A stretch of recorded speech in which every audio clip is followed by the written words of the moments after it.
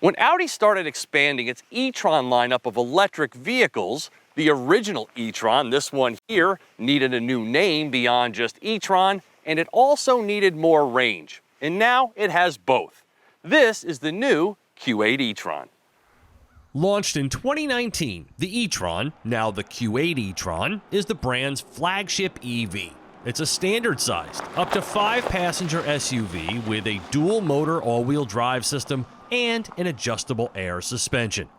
Base MSRP is $75,595, but if you go all in, and I'm talking the Prestige package with the black optic design, you're looking at a very luxurious, though lofty, nearly $90,000 sticker price. Making matters worse is that if it's purchased as opposed to leased, it no longer qualifies for the $7,500 tax credit. For its inaugural refresh, the e-tron doesn't just get a new name, but also a bigger battery, leading to greater range. When first introduced, the e-tron's driving range was a paltry 204 miles. A couple of years later, Audi engineered 222 miles out of it, and now it's risen to a respectable 285 miles. I kind of miss having that second charge port on the other side of the vehicle, like in the e-tron Sportback I tested last year. But nevertheless, this driver's side location is a good one. Now, this e-tron charges a little bit faster than it used to, but is still not capable of the fastest DC charging rates, so getting yourself a home charger is definitely the way to go.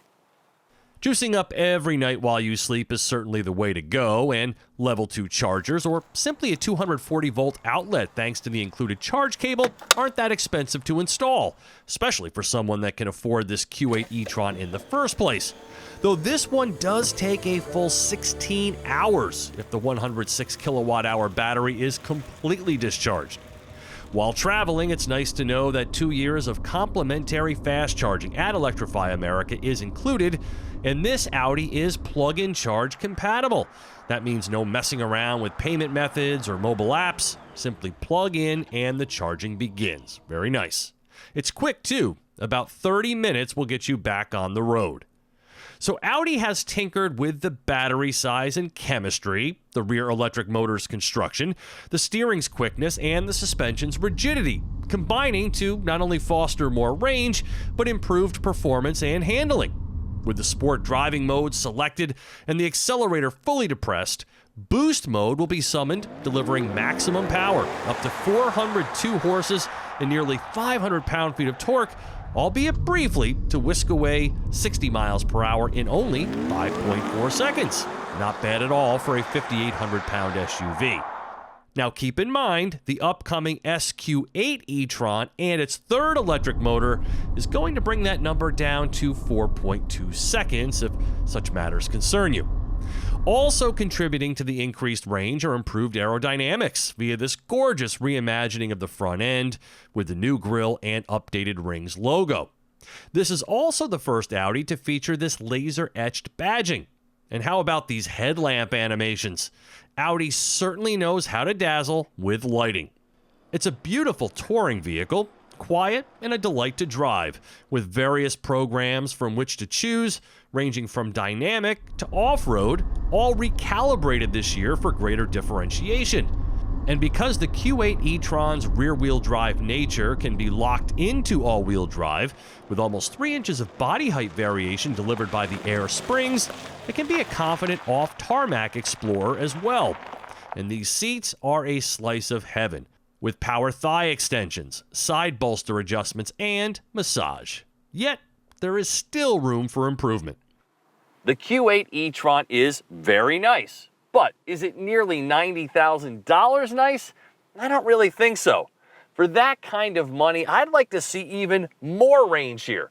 It's rated at 285, but in these nearly perfect ambient temperature conditions, I'm still only getting about 265 on a full charge. I would like the ride to feel even more impressive, particularly during back road handling, where this one feels pretty weighty.